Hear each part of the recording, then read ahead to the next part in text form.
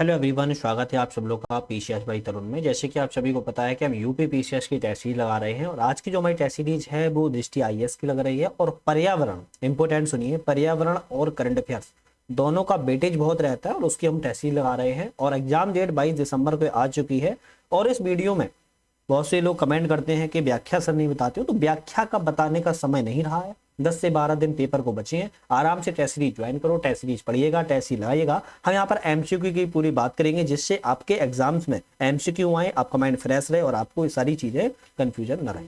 जल्दी चैनल को like share subscribe कर लीजिएगा। आज हमारे पर्यावरण और करंट अफेयर के क्वेश्चन रहने वाले हैं। इससे पहले ऑलरेडी हम बहुत सारी टेस्ट सीरीज लगा चुके हैं, जैसे कि दृष्टि आईएएस की, संस्कृति आईएएस की और जीएस वर्ल्ड की। ठीक है, तो 50 क्वेश्चन तक कवर हम कर चुके थे प्रीवियस वीडियो में। आज हमारा जो होगा 51 क्वेश्चन होगा। थोड़ा सा हम इसको जूम कर लेते हैं। ठीक है, चलिए 51 क्वेश्चन है। प्रधानमंत्री नरेंद्र मोदी ने हाल ही में सिंकुल्ला सुरंग परियोजना का पहला ब्लास्ट वर्चुअली किया है। यह सुरंग जोड़ी गई है, किससे कहां को जोड़ी गई है? तो आप कहोगे मनाली से लेह को जोड़ने के लिए सुरंग का निर्माण किया जा रहा है। सिंकुल्ला सुरंग बहुत इंपॉर्टेंट है। यहीं पर आप मुझे कमेंट करके बताइए, जो सैला सुरंग है, ध्यान रखिएगा, जो सैला सुरंग है वह भारत के किस राज्य में बनकर तैयारी कर रही है? तो सैला सुरंग बताइएगा भारत में कहां पर बनने वाली है, कमेंट करके जल्दी बताओ। ठीक है, नोबेल शांति पुरस्कार विजेता और कार्यकर्ता रिगोबर्टा मेंचू को गांधी मंडेला पुरस्कार 2020 से सम्मानित किया गया है। वह किस देश से संबंधित है? तो नोबेल शांति पुरस्कार विजेता हैं और कार्यकर्ता हैं, इनको गांधी मंडेला पुरस्कार से दिया गया है। वह किस देश से है? तो वह ग्वाटेमाला देश से। ध्यान रखिए, कौन से? ग्वाटेमाला देश से है। चलिए नेक्स्ट क्वेश्चन है, इकोटोन के संदर्भ में। देखो ये करंट अफेयर चल रहा है क्वेश्चन, यहाँ पर इन्वॉल्वमेंट का क्वेश्चन, पर्यावरण क्वेश्चन है, तो इस तरीके से चलेंगे पर्यावरण और करंट अफेयर क्वेश्चन। इकोटोन के संदर्भ में कौन सा कथन सही? देख लेते हैं। इकोटोन के संदर्भ में, इकोटोन 2 या 2 से अधिक विविध पारिस्थितिकी प्रणालियों के बीच संक्रमण का एक क्षेत्र होता है। ठीक है, बिल्कुल बात ठीक है। जैसे मान लो कि ये क्षेत्र है और ये क्षेत्र है, जो बीच का क्षेत्र है ना, एक मिनट, जो बीच का क्षेत्र हुआ ना, इसको कहते हैं इकोटोन। ठीक है, तो ये संक्रमणकालीन क्षेत्र की श्रेणी में भी आता है। ये एक सुविकसित इकोटोन में निकटवर्ती समुदाय से विभिन्न प्रकार के कुछ जीव शामिल होते हैं। अब कुछ जीव यहाँ के शामिल होंगे, कुछ जीव यहाँ के शामिल होंगे और कुछ जीव नई प्रजातियां भी ग्रहण कर लेती हैं, दोनों के सम्मिलित रूप। तो विभिन्न प्रकार के जीव यहाँ पर देखने को मिलते हैं। सी ऑप्शन पर जाएगा, दोनों ऑप्शन आपके यहाँ पर सही है। चलिए नेक्स्ट क्वेश्चन है, निम्नलिखित अभिकथन और कारण है। अभिकथन और कारण क्या कहता है उसको देख लेते हैं। ठीक है, अभिकथन है कि जीव मंडल वायुमंडल वायु, जल मंडल जल, स्थल मंडल भूमि से मिलकर बना है। एक अत्यधिक एकीकृत मतलब इंटीग्रेटेड परस्पर क्रियाशील क्षेत्र है। ठीक बात है। कारण है कि जीव मंडल उत्तरी और दक्षिणी ध्रुवों के चरम बिंदुओं पर अनुपस्थित है। कारण ये कहता है, क्या दोनों सही है? बिल्कुल, बात दोनों ठीक सही है, लेकिन व्याख्या नहीं कर रहा है, ये आपको ध्यान रखना है। ठीक, जैव आवर्धन के संदर्भ में क्वेश्चन है। क्या क्वेश्चन है जैव आवर्धन के संदर्भ में? जैव आवर्धन से तात्पर्य प्रदूषकों की एक ट्रॉफिक स्तर से दूसरे ट्रॉफिक स्तर पर जाने पर संकेंद्रित होने की प्रवृत्ति से होता है। बिल्कुल बात ठीक है। जैव आवर्धन होने के लिए प्रदूषक को अल्पकालिक, गतिशील, वसा में घुलनशील, जैविक रूप से सक्रिय होना चाहिए। ये गलत है, ऐसा कुछ नहीं होना चाहिए। कौन सा सही है? तो केवल एक सही है, तो आप बी वाले पे टिक लगाओ। अच्छा, आप लोगों ने अभी तक चैनल को सब्सक्राइब तो किया नहीं है, तो प्लीज चैनल को सब्सक्राइब कर लीजिए। वीडियो पसंद आ रही लाइक जरूर करिएगा। कोई भी क्वेश्चन है, डाउट है, कुछ भी है, तो आप मुझे शेयर करके पूछ सकते हो, कमेंट कर भी कर सकते हो। ध्यान रखिएगा। ठीक है, शेयर अपने फ्रेंड सर्कल जरूर करिएगा, जिससे मुझे मोटिवेशन वगैरह मिलता रहेगा। ठीक, चलिए नेक्स्ट क्वेश्चन की बात करते हैं। जलीय पारिस्थितिकी तंत्र के संबंध में निम्नलिखित में से कौन सा कथन सही नहीं है? सही नहीं है, ये थोड़ा कंफ्यूजन पैदा करता है, तो लिख लिया करो गलत है, बस अब थोड़ा आपका सही हो जाएगा। जलीय पारिस्थितिकी तंत्र के संदर्भ में कौन सा कथन गलत है? तो ढूंढ लेते हैं गलत। स्वच्छ जल निकायों में जो लवण की मात्रा होती है बहुत कम होती है, हमेशा 5 पीपीटी से कम होती है। ठीक है, ये तो सही है। समुद्री जल निकायों में लवण की मात्रा 5 से 35 पीपीटी के बीच में होती है, ये भी ठीक है। खारी जल निकायों में लवण की जल मात्रा है जो 35 पीपीटी के बराबर और उससे अधिक होती है, ये भी ठीक है। तो आपका ऑप्शन इसमें सही कौन सा है, मतलब कि गलत कौन सा है? तो बी और सी आपके गलत है। ध्यान रखिएगा, कौन से? बी और सी आपके गलत हैं, जबकि केवल ए वाला आपका ऑप्शन सही है। स्वच्छ जल जो निकाय होते हैं उसमें लवण की मात्रा बहुत कम होती है, हमेशा 5 पीपीटी से कम ही पाई जाती है। ध्यान रखिए। ठीक है, चलिए नेक्स्ट क्वेश्चन देखते हैं। निम्नलिखित में से कौन सा कथन है जो परिवेश पोर्टल का सटीक वर्णन करता है? परिवेश पोर्टल का सटीक वर्णन करने वाला कौन सा पोर्टल है, या इसका उद्देश्य क्या है? देख लेते हैं। इसका उद्देश्य है कि पर्यावरण मंजूरी के प्रसंस्करण के लिए एकल खेड़ी प्रणाली को प्राप्त करना। तो बी ऑप्शन यहाँ पर आपका सही है, बाकी की ऑप्शन गलत है। राष्ट्रीय खाद्य तेल मिशन ऑलपॉम के संबंध में निम्नलिखित में से कौन सा कथन सही नहीं है, मतलब कि गलत कौन सा कथन है, इसको बताना है। तो यहाँ पर जो गलत कथन है वो भारत वैश्विक स्तर पर खाद्य तेल का दूसरा सबसे बड़ा उपभोक्ता है, इसके सबसे बड़े आयातकों में से एक है। ये ऑप्शन आपका सही है। पूछा क्या है, गलत वाला बताएंगे। इंडोनेशिया और मलेशिया विश्व में मुख्य वैश्विक पाम तेल उत्पादक हैं। ये ऑप्शन क्या है, ये ऑप्शन आपका छोड़ देते हैं अभी। केरल भारत में अग्रणी पाम तेल का उत्पादक राज्य, केरल भारत में जो अग्रणी पाम तेल का उत्पादक राज्य है। तो ऑप्शन इसमें कौन सा सही नहीं है, गलत कौन सा ढूंढना है, तो सी ऑप्शन आपका यहाँ पर गलत है, जबकि ए और बी ऑप्शन आपका यहाँ पर सही है। ठीक है, जो गलत है और वही सही हो जाएगा, पूछा ही उसने वही है। चलिए, फ्लाई ऐश के संदर्भ में कौन सा कथन सही है। फ्लाई ऐश के संदर्भ में बात कर रहा है, फ्लाई ऐश के कण विषाक्त वायु प्रदूषक होते हैं। ठीक है, फ्लाई ऐश ऐसे ईंटें वजन में हल्की होती है जो उच्च शक्ति और स्थायित्व प्रदान करती है। तो यहाँ पर दोनों जाओगे, बी ए और पहला और दूसरा सही है, इसलिए सी ऑप्शन पर टिक लगाओ। जैव रासायनिक ऑक्सीजन मांग बीओडी के संबंध में निम्नलिखित कथनों पर विचार कीजिए।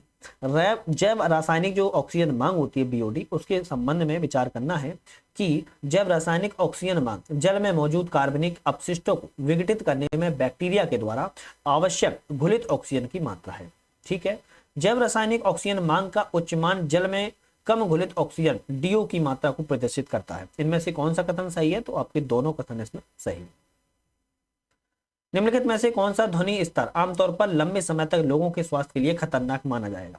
एक ध्वनि स्तर ऐसा है, थोड़े बहुत समय के लिए तो ठीक है, पर एक लंबे समय के लिए अगर आप वही मेंटेन कर रहे हो तो वो खतरनाक होगा। 85 डेसिबल, ध्यान रखिए 85 डेसिबल खतरनाक होता है लोगों के स्वास्थ्य के लिए। ई अपशिष्ट उत्पन्न करने वाले मामलों में भारत विश्व का स्तर पर कौन से स्थान पर है। ई वेस्ट के मामले में बात कर रहा है कि ई वेस्ट जनरेट करने के, ई वेस्ट उत्पन्न करने के मामले में भारत विश्व में कौन से स्थान पर रखता है, स्थान तीसरे स्थान पर रखता है। ठीक है, पायरोलिसिस का उपयोग अधिकतर निम्नलिखित में से किस क्षेत्र में किया जाता है। जो पायरोलिसिस का उपयोग है अपशिष्ट प्रबंधन और पुनर्चक्रण के क्षेत्र में किया जाता है। कौन सी इन सीटू बायो रेमेडिएशन तकनीक नहीं है, तो इन सीटू बायो रिमेडिएशन जो तकनीक है वो नहीं है। कौन सी नहीं है, आप कहोगे बायो पाइप्स नहीं है, बायो पाइल्स नहीं है, जबकि बायो वेटिंग, बायो स्पार्जिंग और बायो ऑगमेंटेशन ये तीनों हैं, लेकिन बायो पाइल्स नहीं है। ठीक है, निम्नलिखित में से कौन सी गैसें जो अम्लीय वर्षा के निर्माण के लिए जिम्मेदार है। एक गैसें हैं जो अम्लीय वर्षा के लिए जिम्मेदार है, वो कौन सी है, सल्फर डाइऑक्साइड है और नाइट्रोजन ऑक्साइड है, ध्यान रखिएगा। तो ये ऑप्शन सही है। ज्वारनदमुख के संदर्भ में कौन सा कथन सही है। ज्वारनदमुख के संदर्भ में बात करें तो ज्वारनदमुख विश्व भर में सबसे घनी आबादी वाला क्षेत्र होता है। ठीक है, सबसे अधिक उत्पादक क्षेत्र है क्योंकि इसे स्वच्छ और समुद्री जल में उच्च मात्रा में पोषक तत्व प्राप्त होते हैं। ऑप्शन बी पे टिक लगाओगे, दोनों इसमें सही है। जो एस्चुरी होते हैं इकोसिस्टम, वो दोनों ऑप्शन सही है। खाद्य श्रृंखला के संदर्भ में कौन सा कथन सही है। खाद्य श्रृंखला के बारे में बात कर रहा है, तो यहाँ पर चारण जो खाद्य श्रृंखला है उसमें ऊर्जा का प्राथमिक स्रोत जीवित पादप बायोमास है। ठीक है, अपरद खाद्य श्रृंखला में ऊर्जा का स्रोत मृत कार्बनिक पदार्थ है। तो इसमें दोनों कथन सही आपकी सी पे टिक लगाओगे, पहला और दूसरा। निम्नलिखित में से कौन सा चक्र अवसादी है। एक चक्र है जो अवसादी है, कौन सा चक्र है, आप कहोगे सल्फर चक्र है और फास्फोरस चक्र है, जिसको हम अवसादी चक्र की श्रेणी में रखते हैं। ठीक है, तो पहला और चौथा सही था, इसलिए डी ऑप्शन पर टिक। पारिस्थितिकी अनुक्रमण के संबंध में कथनों पर सही नहीं है। पारिस्थितिकी अनुक्रमण के संदर्भ में बात कर रहा है कि इनमें से कथन सही नहीं। कौन सा कथन सही नहीं है, तो यहाँ पर बृहद महाद्वीप के मध्य में मौजूद क्षेत्रों के अनुक्रमण में तीव्रता घटित होगी, तो ये तो सही है ना। प्राथमिक अनुक्रमण उस स्थान पर पहले से बनी अच्छी तरह से विकसित मृदा पर शुरू होता है, ये कथन गलत है, मतलब ये सही हो जाएगा। द्वितीयक अनुक्रमण की तुलना में प्राथमिक अनुक्रमण अपेक्षाकृत तीव्र बनते हैं, ये भी गलत है, ये भी ठीक हो जाएगा। डी पे टिक लगाओगे, बी और सी आपके यहाँ पर सही नहीं है, जबकि ए वाला ऑप्शन आपका सही है। 17वां क्वेश्चन देखते हैं। सूची है फर्स्ट है, सूची द्वितीय है, मिलान करना है, मिला लेते हैं इनको। ये मिलाने वाला ऑप्शन बहुत लफड़ेदार होता है, तो इसको मैं थोड़ा जूम आउट कर लेता हूँ। ठीक है, कैसे मिलाएं, अब मिल जाएगा। ठीक है, चलो सिल्वीकल्चर। अगर सिल्वीकल्चर की बात करें तो वन वृक्षों की खेती करने की कला होती है सिल्वीकल्चर। चौथा मिला लेते हैं। आर्बोरिकल्चर किससे संबंधित है, आर्बोरिकल्चर विशिष्ट वृक्षों का अध्ययन से संबंधित है, दूसरा मिला लेते हैं। ऑलेरिकल्चर की बात करें, सब्जी उगाने का विज्ञान से संबंधित है, तो पहला मिला लेते हैं। विटिकल्चर की बात करें तो ये अंगूरों को अध्ययन होता है, तो इसमें तीसरा मिला लेते हैं। तो इस तरीके से आप देखोगे यहाँ पर जो मिले हुए हैं वो इंपोर्टेंट है, आप एक बार अच्छे से देख लीजिए, मिला लीजिए और समझ लीजिए, पढ़ लीजिए। चलिए ठीक है, अब ओके फाइन।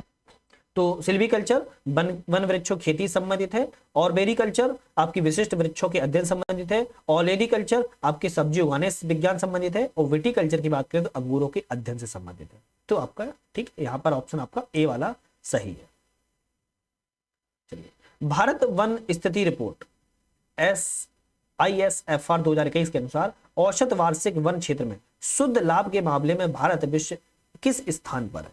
तो यहाँ पर जो रिपोर्ट वर्ष आता है ना, वो भी थोड़ा ध्यान रखिएगा। 2021 की रिपोर्ट है, यहाँ पर ISFR है ना, भारत वन स्थिति रिपोर्ट कौन जारी करता है? यह पर्यावरण वन जलवायु परिवर्तन मंत्रालय के तहत एक संगठन के तहत द्विवार्षिक संगठन है और 2 वर्ष में जारी की जाती है। ठीक है, और भारत विश्व में किस स्थान पर अगर बात करें वन क्षेत्र में शुद्ध लाभ के मामले में, तो भारत है तीसरे स्थान पर। किसे? तीसरे स्थान पर भारत है। कौन सी फसलें रतून फसलों के उदाहरण है? कुछ फसलें हैं रतून फसलों के उदाहरण है, वो फसल कौन सी हैं? आपकी एक तो गन्ना है, दूसरी आपकी ज्वार है। ठीक है, तो सी ऑप्शन यहाँ पर सही है, रतून फसलें गन्ना और ज्वार है। राष्ट्रीय उद्यान है और राज्य है, कौन सा नेशनल पार्क किस राज्य में स्थित है, ये बात कर रहा है। ठीक है, देख लेते हैं। अगर हम बात करें यहाँ पर, अगर हम हिमेश राष्ट्रीय उद्यान की बात करें तो ये कहां पर है? ये आपका लद्दाख में है, ध्यान रखिएगा। लद्दाख क्या? यूटी है। ठीक है, गैलाथिया राष्ट्रीय उद्यान की अगर हम बात करें आपका, तो ये अंडमान एंड निकोबार में है। ठीक है, अंडमान एंड निकोबार में है। ठीक है, देहिंग पटकाई राष्ट्रीय उद्यान की बात करें, कौन से? देहिंग पटकाई राष्ट्रीय उद्यान की बात करें तो ये असम राज्य में है। अगर हम बात करें सिमलबारा राष्ट्रीय उद्यान की, नेशनल पार्क की बात करें, तो ये कहां पर है? ये आपका हिमाचल प्रदेश में है। तो आपका इस तरीके से सही मिलान मैंने कर दिया है। चलिए नेक्स्ट क्वेश्चन की बात करते हैं। यहाँ पर बोरियल वनों के संदर्भ में कौन सा कथन सही है? बोरियल वनों की बात कर रहा है, कौन सा कथन सही है? बोरियल वन मृदा की विशेषता मोटी पॉडजोल है और यह खनिज कुशल है। गलत। बोरियल वन की उत्पादकता और सामुदायिक जो स्थिरता है वो किसी भी अन्य वन पारिस्थितिक तंत्र की तुलना में अधिक होती है। ये भी गलत। तो डी ऑप्शन लगाओगे, ना ही पहला सही है ना ही आपका दूसरा सही। मैंग्रोव के संबंध में कौन सा कथन सही नहीं है? मैंग्रोव के बारे में जो कथन गलत बातें करेगा वही आपका ऑप्शन यहाँ पर गलत है। देख लेते हैं। मैंग्रोव तटीय पारिस्थितिक तंत्र का एक अनोखा प्रकार है जो केवल उष्णकटिबंधीय क्षेत्रों में पाया जाता है। गलत। वे एनारोबिक मिट्टी की स्थिति में श्वसन समस्याओं को दूर करने के लिए न्यूमेटोफोर ब्लाइंड जड़ें उत्पन्न करते हैं। ये तो आपका सही है। अंडमान निकोबार द्वीप समूह भारत के मैंग्रोव कवर का वृहद हिस्सा है। अंडमान निकोबार द्वीप समूह में भारत के मैंग्रोव कवर का वृहद हिस्सा है। तो यहाँ पर क्या ये सही है? ये भी गलत। तो आपका डी पे लगाओगे। ए और सी आपके गलत हैं, जबकि बी वाला ऑप्शन आपका रियल में सही है। ठीक है, तो यहाँ पर डी पे टिक लगाओगे। नेक्स्ट क्वेश्चन की बात करते हैं। विश्व वायु गुणवत्ता रिपोर्ट 2023 के अनुसार किस शहर को दुनिया का सबसे प्रदूषित शहर माना गया है? 2023 की रिपोर्ट कहती है कि सबसे दुनिया का प्रदूषित शहर बताइए। आप कह दो ना बेगूसराय भारत का। बेगूसराय कहां पर है बताइए? बेगूसराय कहां पर है भारत में? बेगूसराय किस राज्य में? आप मुझे कमेंट करके बताओ, कमेंट करके बताइएगा बेगूसराय भारत में किस राज्य में। ठीक है, कौन सा समझौता या संधि कानूनी रूप से बाध्यकारी नहीं है? यहाँ पर कुछ समझौते हैं, वो ये कह रहा है कि कानूनी रूप से कौन सा बाध्यकारी नहीं है। आप कह देना मॉन्ट्रियल प्रोटोकॉल, जो कानूनी रूप से वो है वो मैंडेटरी बाध्यकारी नहीं है, लेकिन जैव विविधता अभिसमय बाध्यकारी है, प्रवासी प्रजातियों पर अभिसमय बाध्यकारी है, मरुस्थलीकरण की रोकथाम के लिए संयुक्त राष्ट्र का अभिसमय बाध्यकारी है, लेकिन मॉन्ट्रियल प्रोटोकॉल बाध्यकारी नहीं है। निम्नलिखित घटनाओं पर विचार कीजिए, उन्हें प्रारंभ से अंतिम तक, मतलब की शुरुआत से अंतिम तक उन्हें एक कालक्रम में व्यवस्थित कीजिए। देख लेते हैं और मिला लेते हैं इनको। राष्ट्रीय पशु अगर हम बात करें कल्याण बोर्ड की, जो स्थापना है 1962 में की गई थी। ठीक है, नेक्स्ट बात करें अगर हम यहाँ पर राष्ट्रीय गंगा नदी बेसिन प्राधिकरण की स्थापना 1986 में की गई थी। राष्ट्रीय वन ट्रस्ट की अगर हम बात कर लें तो 1998 में की गई थी। राष्ट्रीय जैव विविधता प्राधिकरण की बात करें तो यह 2003 में की। तो इस तरीके से आप याद इनको एक बार जरूर कर लीजिएगा, और अगर हम ऑप्शन की सही टिक पे लगाएं तो आपका डी वाला ऑप्शन यहाँ पर सही। चलिए नेक्स्ट क्वेश्चन की बात कर लेते हैं। यहाँ पर हम निम्नलिखित में से कौन सा आंदोलन या घटना का वर्ष सुमिलित नहीं है? कुछ यहाँ पर आंदोलन वर्षा घटित हुई है, बात कर रहा है कौन सा सुमलित नहीं है, देख लेते हैं। चिपको आंदोलन आपका 1973 में हुआ था, ये तो सही लिखा है। नर्मदा बचाओ आंदोलन कब हुआ था? 1985 में हुआ था, ये भी ठीक है। साइलेंट वैली आंदोलन ये कब हुआ था? तो ये 1962 में नहीं हुआ था, तो ये कब हुआ था? ये 1980 के दशक में किया गया था। मतलब आपका ए वाला सही नहीं था, वो भी आपका बता दिया है मैंने। ठीक, चलो। पारिस्थितिकी तंत्र और जैव विविधता का अर्थशास्त्र निम्नलिखित में से किस देश के द्वारा आरंभ किया गया था? पारिस्थितिक तंत्र और जैव विविधता का जो अर्थशास्त्र है वह किस देश के द्वारा? तो वो जर्मनी देश के द्वारा शुरुआत किया गया था, ध्यान रखिएगा, इंपोर्टेंट है। निम्नलिखित में से कौन सा कथन भारत में बाघों के संबंध में सही नहीं है? भारत के बाघों के संदर्भ में कौन सा कथन गलत है? आप कह देना भारत में जो सर्वाधिक बाघ आबादी कर्नाटक में है और उसके बाद उत्तराखंड में, ये कथन आपका गलत है। भारत में वर्तमान विश्व में जंगली बाघ आबादी लगभग 75% हिस्सा पाया जाता है, ये सही है। जिम कॉर्बेट बाघ में भारत में बाघों की जो आबादी का घनत्व सबसे अधिक है, ये भी ठीक है। प्रोजेक्ट टाइगर बाघ और उसके शिकार की सुरक्षा के लिए एक केंद्र प्रायोजित योजना बनाई गई है, ये भी ठीक है। ठीक है, अब सबसे क्वेश्चन अगर जो गलत था उसको भी थोड़ा देख लें। भारत में सर्वाधिक आबादी वाला राज्य की बात करें कौन सा है? मध्य प्रदेश है। कितने बाघ पाए जाते हैं? कम से कम लगभग 785 बाघ पाए जाते हैं। उसके बाद कर्नाटक का स्थान आता है, कर्नाटक में कितने पाए जाते हैं? 563 पाए जाते हैं। उसके बाद उत्तराखंड का स्थान आता है, उत्तराखंड में कितने पाए जाते हैं? 560 पाए जाते हैं। उसके बाद महाराष्ट्र का नाम आता है, उस कहां पर कितने पाए जाते हैं? 444 पाए जाते हैं। तो इस तरीके से भैया ये तो नाम ही नहीं आता है, कौन सा? कर्नाटक का। कर्नाटक दूसरे नंबर पर है, पहले स्थान पर नहीं। ठीक, चलिए। प्रधानमंत्री आवास योजना ग्रामीण के संदर्भ में निम्नलिखित में से कौन सा कथन सही है? प्रधानमंत्री ग्रामीण आवास योजना के बारे में बात कर रहा है, कौन सा कथन सही है? यह ग्रामीण विकास मंत्रालय के तहत वर्ष 2016 में लॉन्च की गई थी। ठीक है, यह केंद्र सरकार के द्वारा पूरी तरह से वित्त पोषित एक क्षेत्रीय केंद्रीय क्षेत्रक योजना है, ये गलत है। केवल आपका पहला वाला सही है, ध्यान रखिएगा। ठीक है, पेड़ लगाओ पेड़ बचाओ जन अभियान 2024 के संदर्भ में कौन सा कथन सही है? पेड़ लगाओ और पेड़ बचाओ जन अभियान के तहत बात कर रहा है, कौन सा कथन सही है? उत्तर प्रदेश में गंगा, यमुना और हिंडन के तटों को सुंदर बनाने के लिए 3.72 करोड़ से अधिक पौधे लगाने की योजना बनाई गई है। ठीक है, इस योजना का उद्देश्य है कि खेती के खेतों में औषधि पौधों की खेती को बढ़ावा देना। तो इसमें कौन सा कथन सही है? आपका बी वाला सही है, क्योंकि 1 और 2 यहाँ पर आपके सही है। चलिए नेक्स्ट क्वेश्चन की बात करते हैं। केंद्रीय उपोष्णकटिबंधीय बागवानी संस्थान कहाँ स्थित है? केंद्रीय उपोष्णकटिबंधीय बागवानी संस्थान की बात कर रहा है, आपका लखनऊ में स्थित है। कहां पर? लखनऊ शहर में स्थित है। कौन सा पक्षी उत्तर प्रदेश का राज्य पक्षी है? उत्तर प्रदेश का राज्य पक्षी कौन सा है भैया? आप कह देना सारस क्रेन है। कौन सा है? सारस क्रेन है। एग्रो वर्ल्ड 2025 शिखर सम्मेलन उत्तर प्रदेश के किस जिले में आयोजित होने जा रहा है? एग्रो वर्ल्ड 2025 का शिखर सम्मेलन है, यह भारत के, ध्यान रखिएगा, लखनऊ शहर में आयोजित किया जाएगा। कार्बन क्रेडिट प्रमाण पत्र के संदर्भ में एक कार्बन क्रेडिट प्रमाण पत्र बराबर होता है, मतलब एक कार्बन क्रेडिट प्रमाण पत्र जो होता है वो एक कार्बन क्रेडिट प्रमाण पत्र के बराबर होता है। कितने प्रमाण पत्र के बराबर होता है? तो 1 टन CO2 के समतुल्य होता है, मतलब 1 टन कार्बन डाइऑक्साइड के वह समतुल्य होता है, ध्यान रखिएगा। नेक्स्ट क्वेश्चन देख लेते हैं। सुरसुत जयंती प्रतिवर्ष कब मनाई जाती है? तो सुरसुत जयंती प्रतिवर्ष की बात करें कब मनाई जाती है, तो आप बोल दोगे भैया ये 15 जुलाई को मनाई जाती है। कब मनाई जाती है? 15 जुलाई को मनाई जाती है। वस्तु एवं सेवा कर GST, बहुत पॉपुलर क्वेश्चन है, GST goods and services tax. वस्तु एवं सेवा कर दिवस पहली बार किस तारीख को मनाया गया था? तो भैया कब मनाया गया था? 1 जुलाई 2018 को मनाया गया था। पुराना क्वेश्चन है, वो डाल दिया जाए करंट अफेयर के माध्यम से, या इतिहास के याद कर लो, है ना। तो 1 जुलाई 2018 को GST पर पहली बार दिवस के रूप में मनाया गया था। निम्नलिखित में से किस विश्वविद्यालय ने डेयरी, कृषि, जैव प्रौद्योगिकी, स्वास्थ्य और पर्यटन के क्षेत्रों में छात्रों के शैक्षणिक और अनुसंधान सहयोग को बढ़ावा देने के लिए ब्राजील के एक साथ समझौता ज्ञापन पर हस्ताक्षर किए हैं? तो एक ऐसा विश्वविद्यालय है, कौन सा विश्वविद्यालय? श्री वेंकटेश्वर विश्वविद्यालय मेरठ ने छात्रों के शैक्षणिक और अनुसंधान सहयोग को बढ़ावा देने के लिए ब्राजील के साथ में सहयोग पर हस्ताक्षर किए हुए हैं। वन्यजीव संरक्षण अधिनियम 1972 के तहत कौन सा निकाय गठित किया गया है? वन्यजीव संरक्षण अधिनियम के तहत कौन सा निकाय गठित किया गया है? राष्ट्रीय वन्यजीव बोर्ड, राष्ट्रीय चिड़ियाघर प्राधिकरण, राष्ट्रीय बाघ संरक्षण प्राधिकरण, वन्यजीव अपराध नियंत्रण बोर्ड। तो चारों ही अधिनियम गठित किए गए वन्यजीव संरक्षण अधिनियम 1972 के तहत, ध्यान रखिए। ठीक है, मीना माता रोग किसके कारण होता है? देखो मीना माता जो रोग है वो पारे के कारण होता है, और ये थोड़ा सा इस वर्ष चर्चा में रहा था, थोड़ा सा देखते रहिएगा। मीना माता रोग पारे के कारण होता है। ट्रैफिक एक संयुक्त संरक्षण कार्यक्रम है, जो ट्रैफिक है वो संयुक्त संरक्षण कार्यक्रम है, क्या है? तो भैया एक विश्वव्यापी कोष और अंतरराष्ट्रीय प्रकृति संरक्षण संघ का एक उद्देश्य या फिर कह सकते हो कि कार्यक्रम है। ठीक, निम्नलिखित में से कौन सा जैव विविधता विरासत स्थल और राज्य सम्मिलित नहीं है? तो जैव विविधता विरासत स्थल है और राज्य किस राज्य में है वह सम्मिलित नहीं है, उसको देखना है। देख लेते हैं। हल्दीर चार द्वीप पश्चिम बंगाल में है, ये ठीक है। गंधमादन पहाड़ी उड़ीसा में, ये भी ठीक है। लियागो अरुणाचल प्रदेश में, ये भी ठीक है। तुंगवांग ढो ये कहां पर है? तो आप कहोगे ये मणिपुर में नहीं है, बल्कि कहां पर है? सिक्किम राज्य में है, ध्यान रखिएगा। तो आपका सी वाला ऑप्शन सही नहीं था, वो भी ठीक हो गया है। कीस्टोन प्रजाति के संदर्भ में कौन सा कथन सही है? जो कीस्टोन प्रजाति होती है उसके संदर्भ बात कर रहा है। यदि प्रमुख प्रजातियां नष्ट हो जाती हैं तो इसके परिणामस्वरूप समस्त पारिस्थितिक तंत्र का क्षरण हो जाएगा।